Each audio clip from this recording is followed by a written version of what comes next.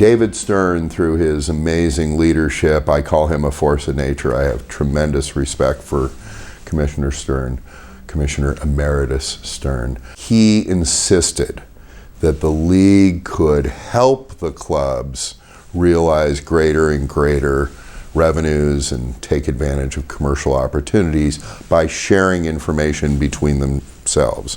And he believed that that information should be ultimately analyzed, and he discovered business intelligence before we called it BI. And we began to create sort of business rankings, KPIs, where do you rank in all kinds of different metrics. And ultimately that evolved into the formality of TIMBO, Team Marketing and Business Operations. They do an amazing job making sure that all the clubs have top-level leadership and are at the cutting edge when it comes to innovation, disruption, and are using the best ideas from around the world. They collect incredible amounts of data and information. It's a tremendous thing, and I've for a long time wanted to bring that kind of a concept to Europe, and I did it. It took me a long time, but I got it done at EuroLeague. So they started BOX, which is the same thing as TIMBO, which means Business Operations and Club Services. In only 2 years, the difference that has made in terms of the mentality and attitude at the club level. The clubs are writing business plans. The clubs have chief business officers. We've established a board of chief business officers, which I'm a part of, where we're making key decisions. We're just now introducing something called customer experience standards, trying to raise the quality, especially of guest services, but also of the infrastructure in all the arenas where our clubs play. We have a new code of conduct, which looks less like a security document, more like a guest services document. We're doing many, many things at EuroLeague. I'm trying to also bring those ideas to LaLiga. Takes a little more time inside of that because you have some clubs that are in very small communities, small stadiums, old aging stadiums owned by the municipality. The club doesn't operate the stadium in many cases, so it's complicated because you've got that all the way up to Barca, Real Madrid, these big clubs with a lot of money. But we're making progress. We've got 9 demonstration clubs in LaLiga who I work with and visit and go out and see a couple times a year, have video conferences with regularly. We've established a customer experience committee at LaLiga. We got 15 clubs. We have several video conferences, workshops, and that committee is actually introducing standards similar to EuroLeague's, but also we're making recommendations to transition to paperless ticketing over the next 3 years to go to 100% paperless ticketing. We're making recommendations pertaining to the content of video screens so that the video screens are used instead of just sort of being there. One thing pertaining to premium seating is what we're calling seating in proximity to the pitch. LAFC has pitch side seats that are like courtside seats, right there. Here, there's a reluctance. There's a feeling that somebody might go out on the field and disrupt, or the pitch and disrupt play. There's kind of security concerns. There's concerns of people stepping on the pitch, those kinds of things. We're trying to show them that there is a way to do both, to take care of the pitch and also provide an experience for people who can afford to pay a large amount of money to have that kind of special and unique experience. And things are beginning to open up here. The idea of having people standing inside the area where the players come out onto the pitch before the game, that was no way. You couldn't even talk about that 3 years ago. Well, this year, my friend Maheta Malongo at Mallorca has actually introduced that. It's a really good step in the right direction. And so we're beginning to see things happening here, and that's what we can do, one step at a time.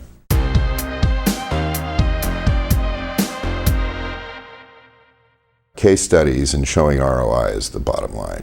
And this is something where ALSD can play a real role. To the extent that you can help all of us who are in this business demonstrate to clubs that investing X in people and infrastructure and other tools, that we can show case studies of ROI so that the shareholders can understand the expected ROI, then the case can be made, and I think you're going to see more openness. Right now, when they look at investment, particularly when it comes to people, there's a real reluctance to make somebody a permanent full-time employee, because once they're in, it's very expensive for them to leave, and as you know, there's turnover in this business. There always is. So, and there's a reluctance to pay what is necessary to hire first-class talent. We need to be able to demonstrate that investment on the business side, particularly people, will lead to ROI.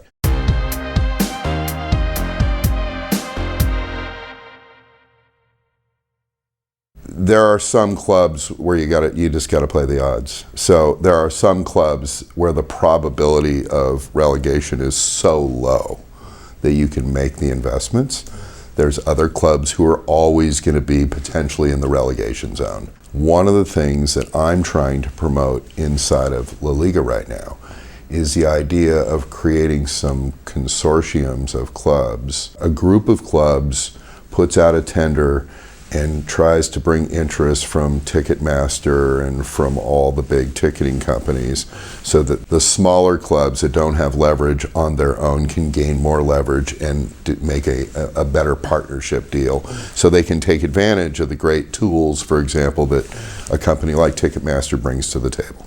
We're trying to do the same with food and beverage. It's a big CapEx if you're going to really upgrade the food and beverage.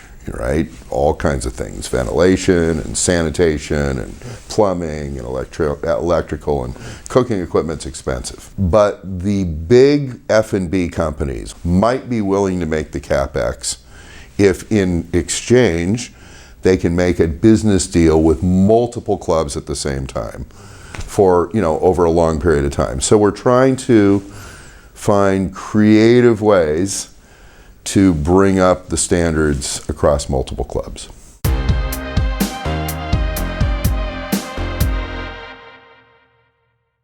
Nobody is fully monetizing or fully, achieving anything close to potential, because in all markets, even small markets, there's a percentage of the population that has really deep pockets. Most people don't want to be in suites anymore, right? I mean, you guys know that, right? Most people want to be in a place where they can see people and network and bump into people and, be social, because we're social people. But the problem is, architecturally, they're building these places somewhere over there. They have no view they're not integrating what's happening here, the stage, the theater, with the experience. So they're like two different things, because there's an expectation. You go, you sit down, you have some kind of formal dining experience, and then you move and you go sit in your seat because your eyes ought to be glued to the game. Of course, in the States, we think about that very differently. We think that's all one integrated experience. You show up 90 minutes before the game, you have a drink, you eat a little bit, you see people, and then the game starts, and you keep doing that. You're watching the game, but you're also talking to your friend. You're watching the game, and you're also playing with your kid. It's a more... So some of this is physical, how stadiums are designed. And then the other part is getting rid of the word seating. I know the word experience is getting really overused, so I hate using the word, but what the heck, I guess it says it. We have to focus on experience that is appealing to different kinds of people. And yes, there are some business people that may want a very exclusive certain kind of an experience, but we have to have a much broader range of experiences, and we can't, there's this segregation, of VIP or premium and general public. It's a physical separation, right? Different level of the building, different entrance, different elevator. And I don't know that that's what Gen Z people really want. I don't know if they want that segregation, so maybe there needs to be more integration of people and less physical separation. So I think, the good architects are rethinking this, and the good owners and the good leaders in our industry are rethinking this. That means that something like 70% of your gate receipts ought to come from only 30% of the capacity of seats. That means that people on the upper end of the spectrum, and when I say people, I generally mean B2B, okay? And I don't generally mean big companies. I generally mean just businesses, most of which these days can be small, mid-sized businesses, will invest a significant amount of money if the experience is just right for them. And a lot of it these days has to do with, I think, convenience. Another key is to show them that if they can, this goes to the 70-30, if they can get more yield out of a premium experience, only 30% of the inventory, something like that, roughly, that will allow them to keep the balance of prices moderate and low. And that's really important. You know, we don't need to get fancy here. But for the premium people in Europe, I've seen this in many, many examples, that people that can afford premium will pay for premium. That status matters and being, having certain conveniences matters. So I think premium's underpriced generally here, and there's great upside potential.